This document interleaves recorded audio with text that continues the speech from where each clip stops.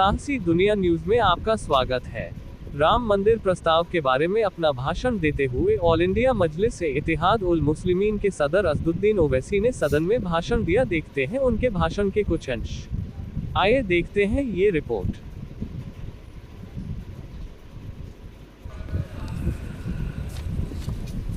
मोहतरम चेयरमैन साहब, आपका बेहद शुक्रिया।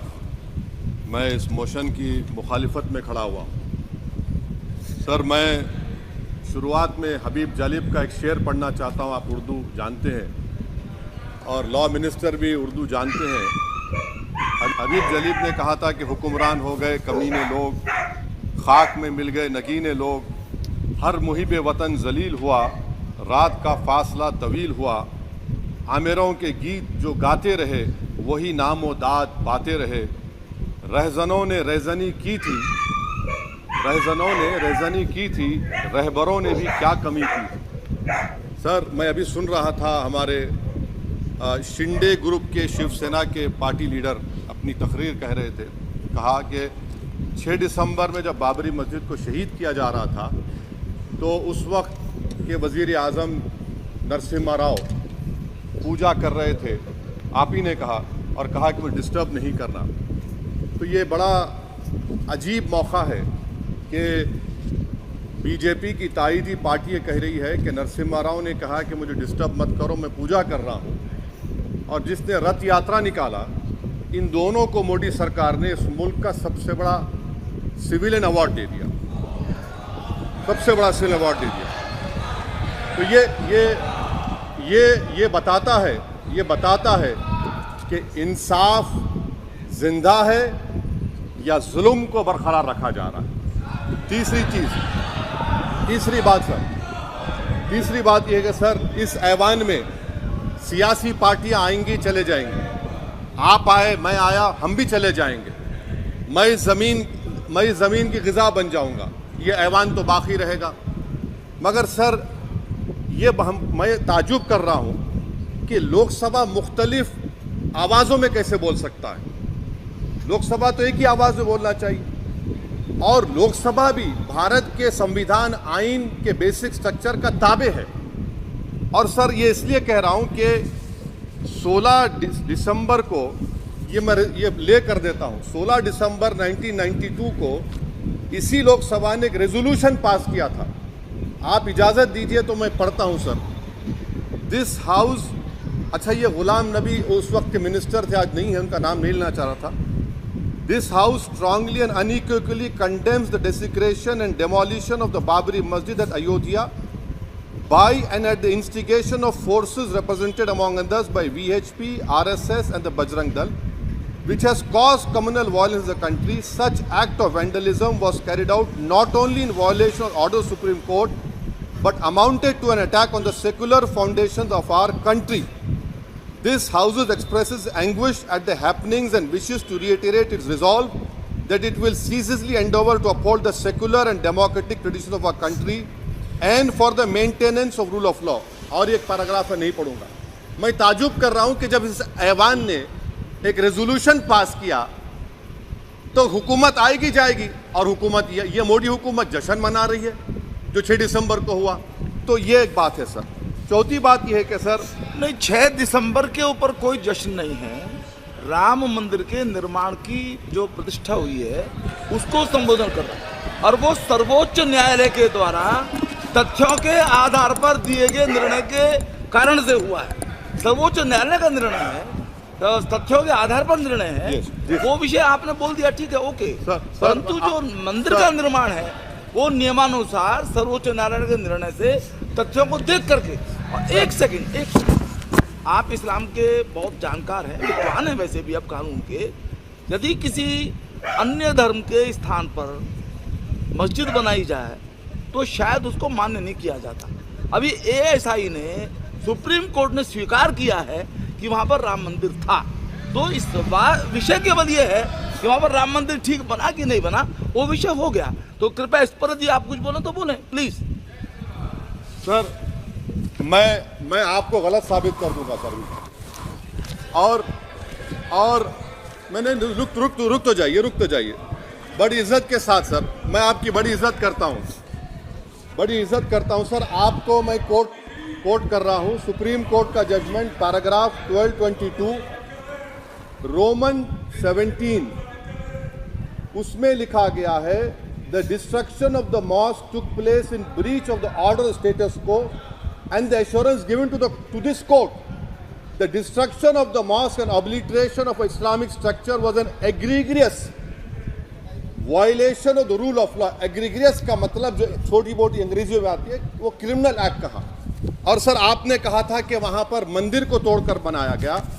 सर मैं आपके सामने ये तमाम चीजें लेकर दूंगा सुप्रीम कोर्ट के जजमेंट के पैराग्राफ्स हैं जिसमें सुप्रीम कोर्ट ने एएसआई की रिपोर्ट को नकारा। उन्होंने कहा कि मंदिर को तोड़कर मस्जिद नहीं बनाई गई थी। सुप्रीम कोर्ट ने कहा, ये सुप्रीम कोर्ट ने कहा। अब और मैं रख दूंगा, आप पढ़ लीजिए। अच्छा सर मैं अपनी तकरीर पर आ जाता हूं सर। तो मैं अपनी बात कर देता हूं सर।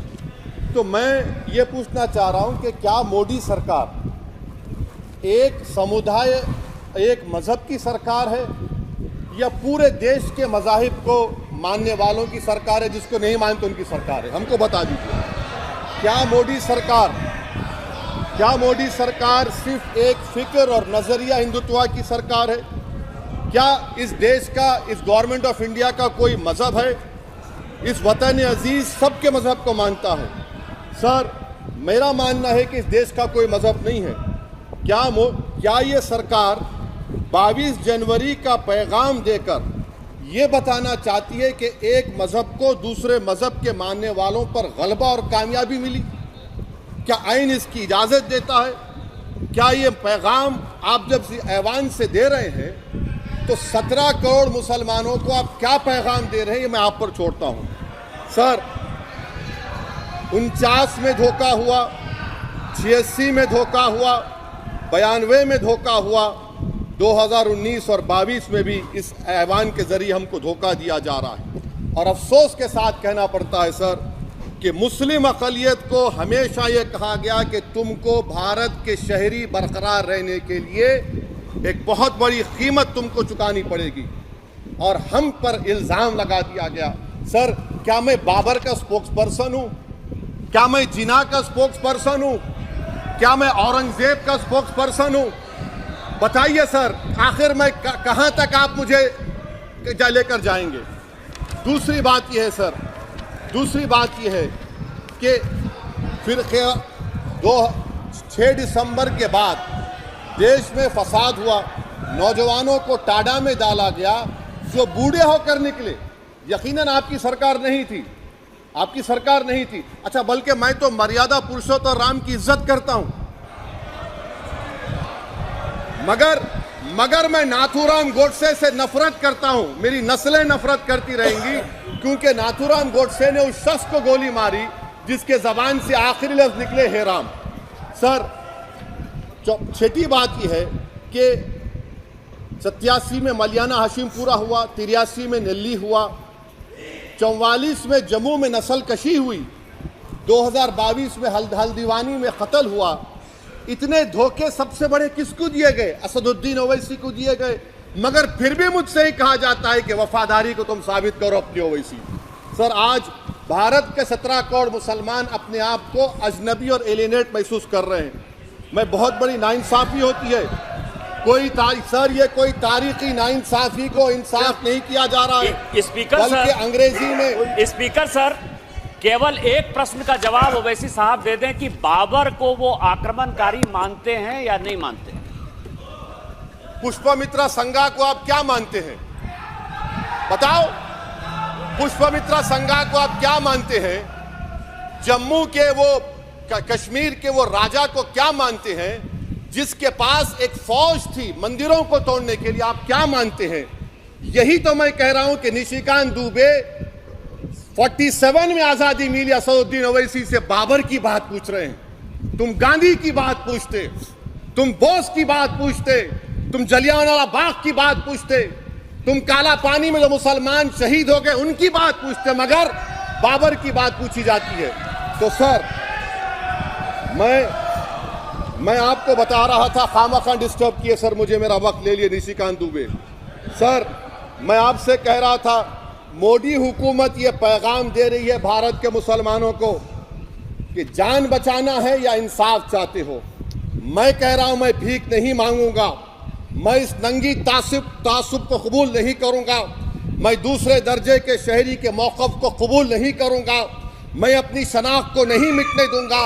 अब मैं झूठी और दिल फरेब बातों पर हरगिज़ भरोसा नहीं करूंगा। मैं वो काम नहीं करूंगा जो बीजेपी और नाम निहाद सेकुलर पार्टियां चाहती हैं। मैं वो काम करूंगा जो आपको पसंद नहीं है, संविधान के दायरे में रहकर। सर कंक्लूजन में मैं आपको बताना चाहता हूं कि आज इस देश को किसकी ज़रूरत है। इस देश को अयोध्या में, तारीख शायद नहीं पढ़ते होंगे, मौलाना अमीर अली कौन थे, पुजारी बाबा रामचरण दास कौन थे, अयोध्या के पुजारी थे। दोनों ने मिलकर अंग्रेजों के खिलाफ जंग लड़ी थी और दोनों ने, अंग्रेजों ने इनको गिरफ्तार किया और एक पेड़ पर मौलाना अमीर अली को और पुजारी रामचरण दास को फांसी दे दी गई। देश को इनकी जरूरत है। देश को शंभू प्रसाद, अचन खां, ये राजा देवी बख्श सिंह के फौज में थे, अंग्रेजों से मुकाबला किया, मुसलमान की लाश को जला दिया गया और शंभू प्रसाद को दफना दिया गया। इस देश को ये जरूरत है, देश को बाबा मोदी की जरूरत नहीं है। आज भारत को अयोध्या के मौलाना अमीर अली और रामचरण दास, अचन खान, शंभू खान की जरूरत है। सर मैं अभी सुन रहा था ये नाम निहाद सेकुलर पार्टियों के बयानात को। क्या होता है सर, आप, मैं खत्म कर रहा हूं, क्या होता है सर, जब काजी साहब गवाहों को लेकर दुल्हन के पास जाते कि तुमको निकाह कबूल है, तो दुल्हन शर्मा के खामोश बैठ जाते। तो इनकी खामोशी रजामंदी की अलामत है। जी जी। तो सर मैं खत्म करने से पहले ये बताना चाह रहा हूं कि जब वजीर आजम जवाब देंगे तो क्या वो भारत के 140 करोड़ जनता के लिए जवाब देंगे या फिर सिर्फ हिंदुत्व की फिक्र रखने वालों का जवाब, मैं खत्म कर जवाब देंगे। मैं ये देश, दुनिया, मुसलमान देख रहा है।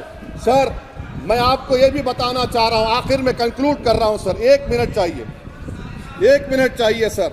सर मेरा मानना ये है कि आज मैं बहैसियत एक भारत के गयूर मुसलमान के, let me stand as a tall Indian Muslim and say that the light of Indian democracy today is at its dimmest today, sir.